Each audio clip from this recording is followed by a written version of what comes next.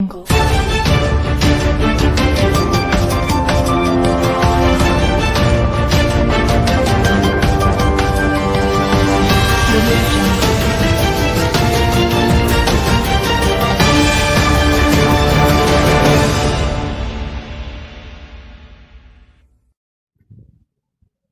muy buenas tardes, bienvenidos a su noticiero lírico favorito, Detrás de la Pluma. Hoy estamos en una transmisión más para hablarles sobre el valor de la literatura en la pluriculturalidad, especialmente en las lenguas originarias de México. También hablaremos del papel que representan las manifestaciones de la lírica en México. Muy bien, ahora, ¿las lenguas originarias de México recuperan nuestra identidad? Esto nos lo responderá nuestra compañera Adriana. Hola Adriana, ¿cómo estás?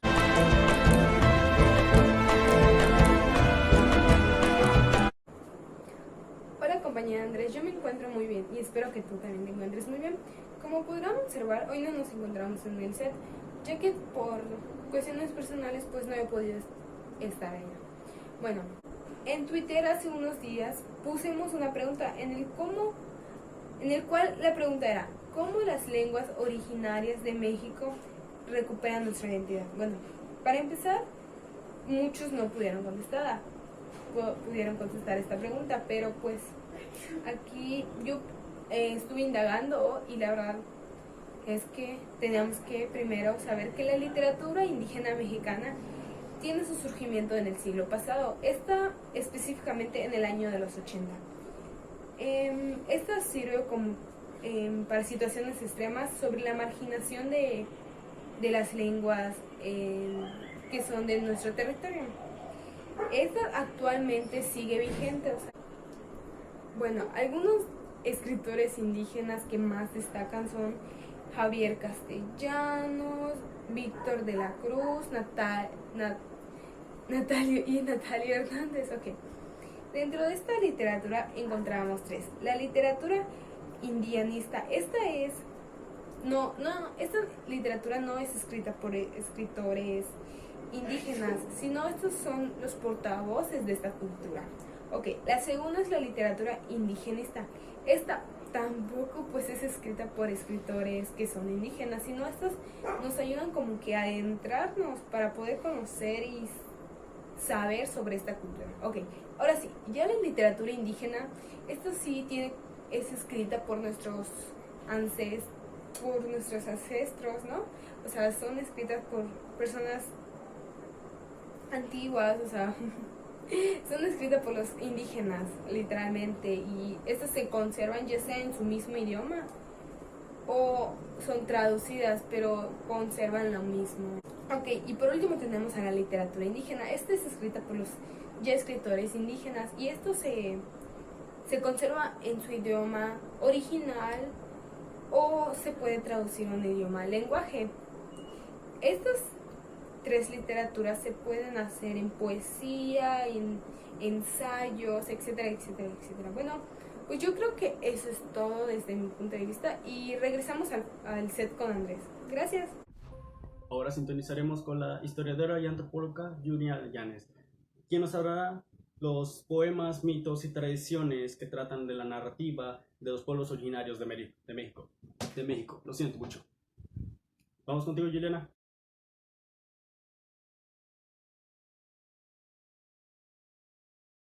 Buenas tardes, de antemano les quisiera agradecer por estar sintonizándonos de nuevo. Como mi compañera Andrés ha mencionado, yo soy la antropóloga e historiadora Andrea Llanes y el día de hoy los traigo desde mi set personal donde la magia surge, donde realizo mis investigaciones para hablarles sobre los relatos, poemas y mitos que involucran a la narrativa de los pueblos originarios de México. Empezaremos con el mito. ¿Qué es el mito? El mito es aquel relato que trata de explicar el origen de algo a través de sus personajes fantasiosos, enigmáticos, como lo son los dioses. A través de él se trata de, como ya mencioné, se trata de buscar el significado o la respuesta ante aquellos cuestionamientos que el ser humano siempre se ha realizado. Por ejemplo, ¿cuál es el origen del mundo, el origen de ciertas cosas, animales? Pues a través de ellos logramos obtener una respuesta. De hecho, los mitos son catalogados como muchos como muy fantasiosos, como falacias de alguna forma, ya que estos no tienen ningún tipo de fundamento. estos eran las respuestas ante ciertos, que nuestras civilizaciones utilizaban para responderse a aquellos cuestionamientos.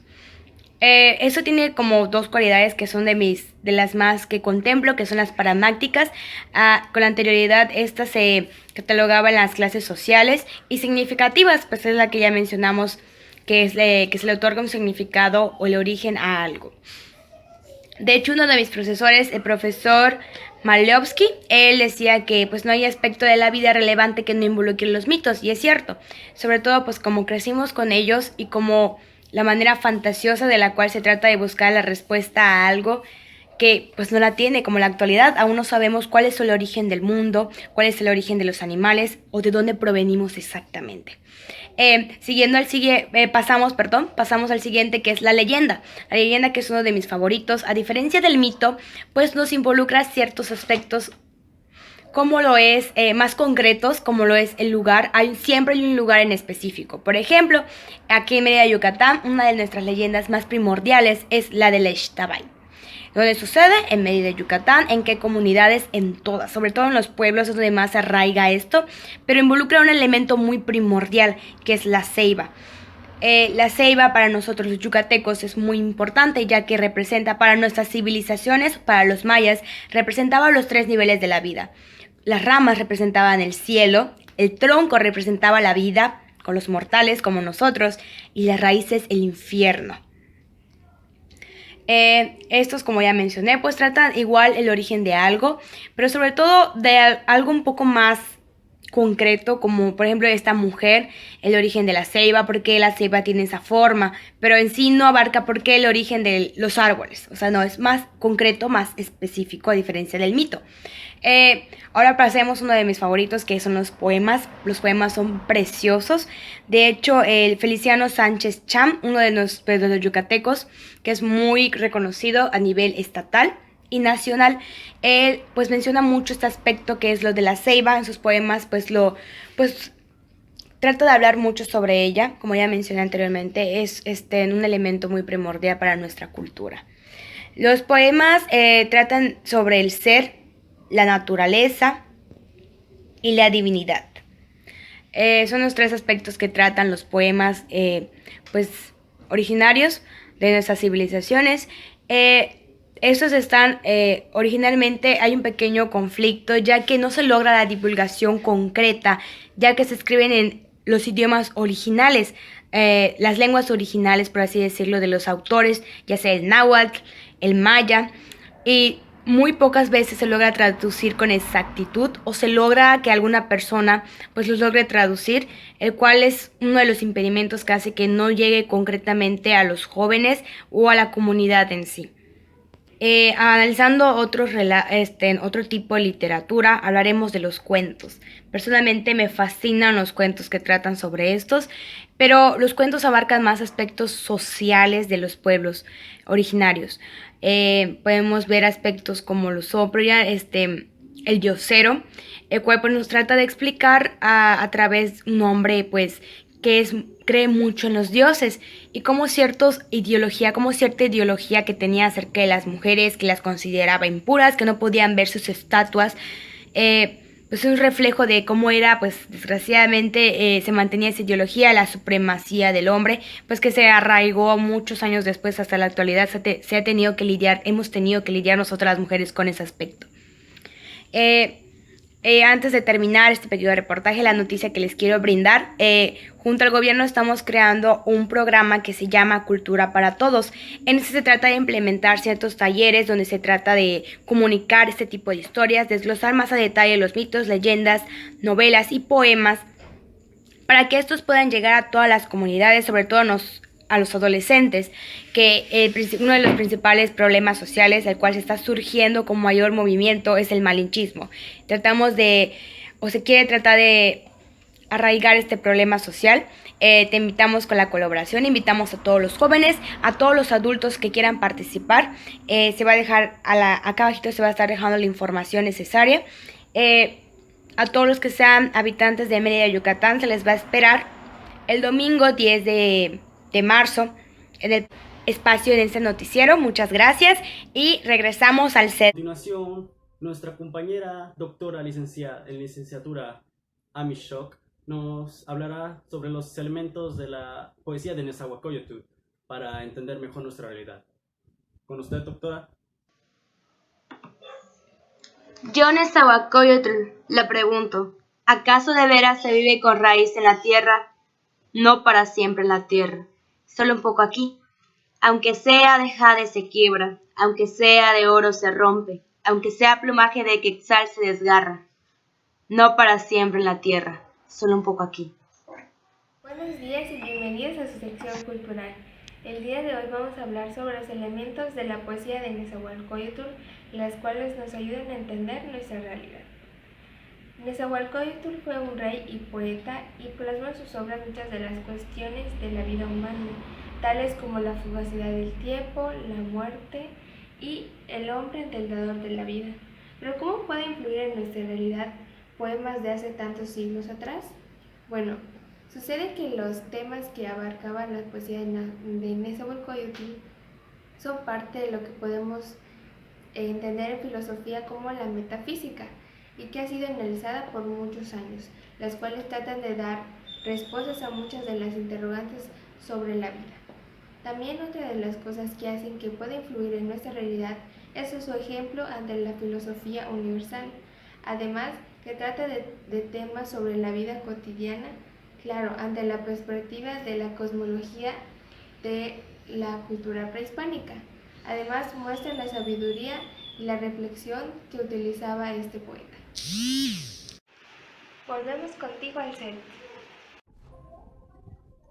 Con nosotros la licenciada en Investigación Literaria, Brenda Manzanilla, nos presentará una entrevista con la licenciada en Lenguas y Literatura, Marcy Santana, quien nos hablará de la importancia de la narrativa música popular. ¿Vamos contigo, Brenda?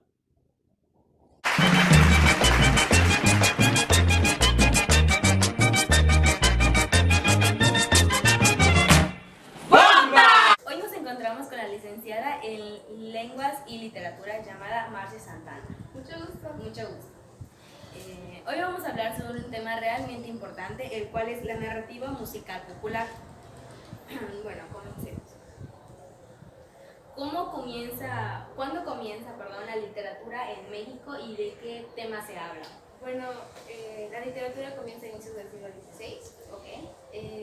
Es una tradición oral de los indígenas y, bueno, mayormente trata de explicar temas sobre la dignidad, el ser o la naturaleza, pero también expresa los sentimientos del autor. ¿Cuáles son los escritores más sobresalientes en este? Bueno, de hecho hay muchos escritores aquí en México, algunos ya son bastante famosos, algunos apenas están en auge y otros están iniciando. Pero, por ejemplo, tenemos escritores a Mariana Zorea, a Carlos Fuentes, a Martín Guzmán y de hecho tenemos uno de los escritores aquí que de hecho ha ganado un premio Nobel de la literatura en 1990, que es ¿Qué tan importante es para nosotros conocer sobre la lírica contemporánea o mejor conocido como la narrativa musical popular?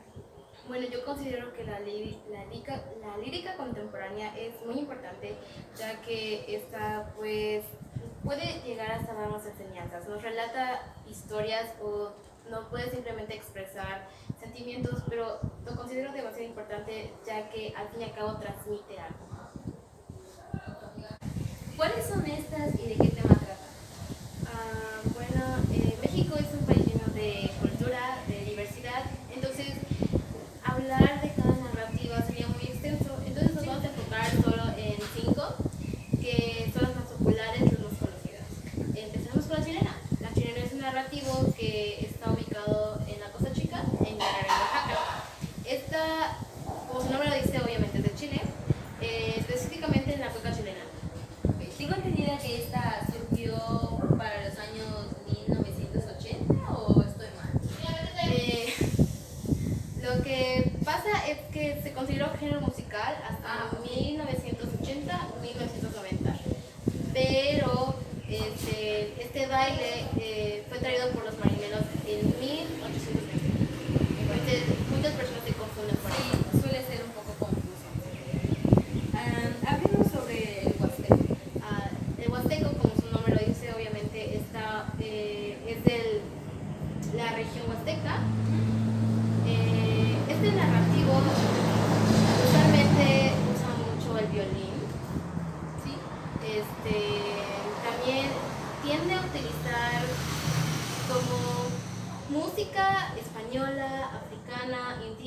toda esta combinación de violín, instrumento y estos tonos dan un baile sacro.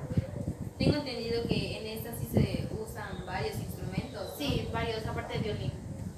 Ok, ¿qué nos dice de la pirecua? La pireca, esta es de los purépechas de Michoacán. Usualmente esta habla sobre el amor, desamor, sobre la historia de este pueblo. Este narrativo, usualmente hay dos voces principales que la cantan. Puede ser mixto, es decir, masculino o femenino. Y también como la huasteca usa instrumentos. Igual es una combinación, es decir, usan muchos instrumentos en esta. Sí. Bueno, ¿qué nos dices sobre el corrido? Que creo que es un género bastante popular. Es popular, actual. Este también inició en los siglos XVI. ¿Sí? Esto corrido mayormente abarca temas históricos como la revolución, la independencia, en fin, la historia de México se basa en los corridos. Esta es una historia que está plasmada en una canción. Usualmente también puede haber poemas, pero lo más común es que sea una historia en una canción. Obviamente surgieron subgéneros como el narcocorrido, ¿lo conoces? Sí, creo que es el que tengo pensado, pero explícame un poquito más sobre Bueno, el narcocorrido es el más famoso.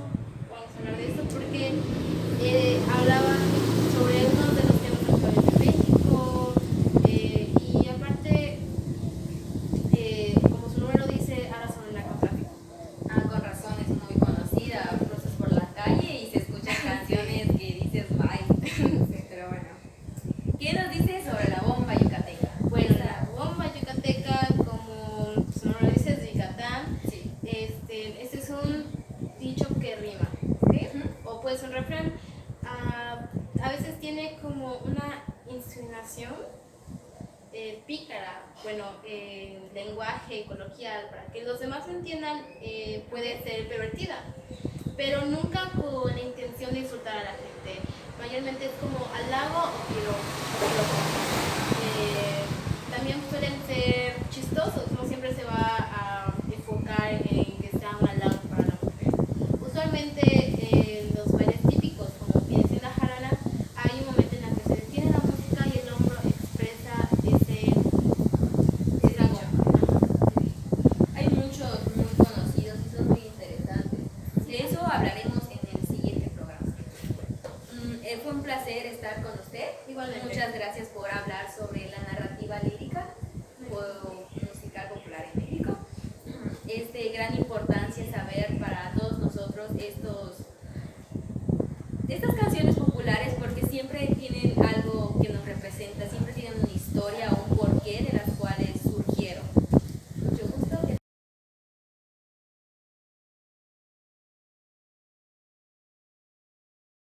Si alguna vez has querido imprimir tu libro, en Grope Libros lo hacemos realidad. Imprimimos desde 20 ejemplares, libros como novelas, anuarios, recetarios de cocina, de arte y negocios, hasta libros de texto para escuelas. Búscanos en gropelibros.com.mx o llámanos al 01800 012 5243. Enviamos a todo México. Grope Libros, imprenta especializada en impresión de libros. Súmale más vida a tu piel con la vitamina A de Lala. Súmale un vaso de Lala a tu día. Ahora aquí nos acompaña la licenciada en Cultura Indígena, Jessica Santoyo, donde nos hablará del género lírico. Vamos contigo, Jessica.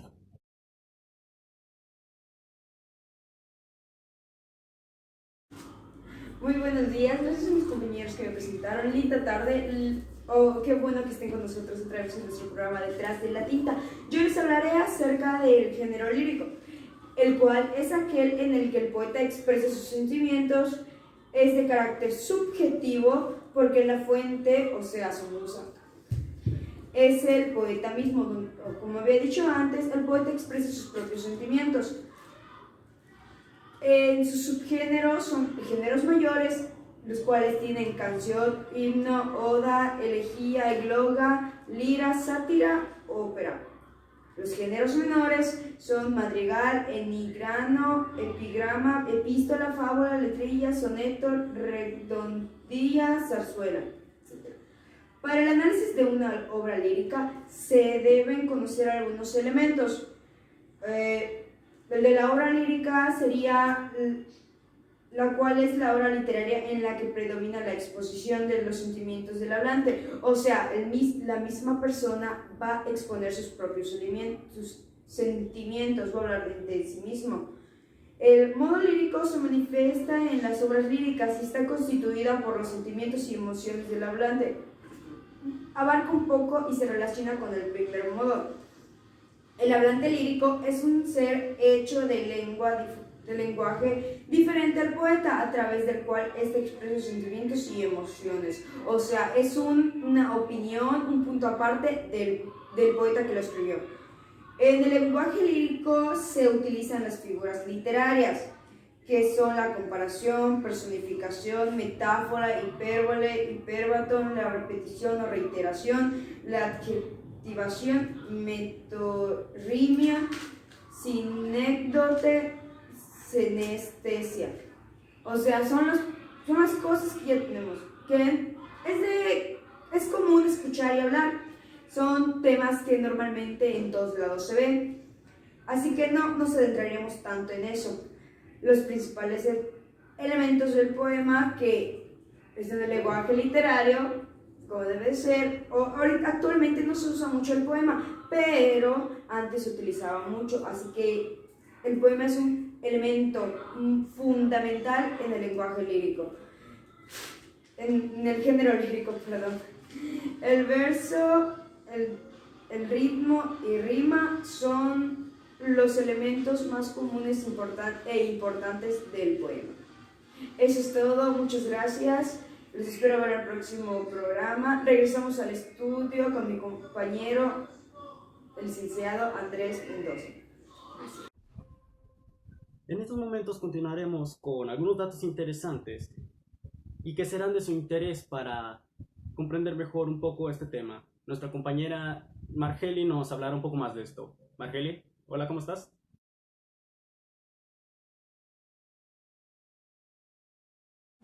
Es que el pasado 22 de junio, la escritora Natalia Toledo se comprometió a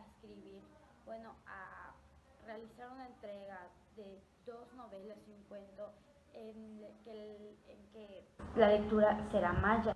Saldrán en agosto del 2021. Lo que quiere lograr esta escritora es que se deje la discriminación acerca de las lenguas indígenas, ya que para ella estas lenguas son una rama muy importante para México, y entonces eso intenta lograr con su libro. Esperemos que este libro y las 2 novelas tengan una buena impresión hacia nosotros y logre que todo salga, que logre el objetivo que quiere la escritora.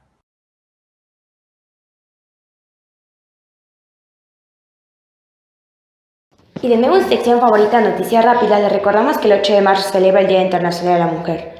Para su desgracia, este tiene un trasfondo que contar.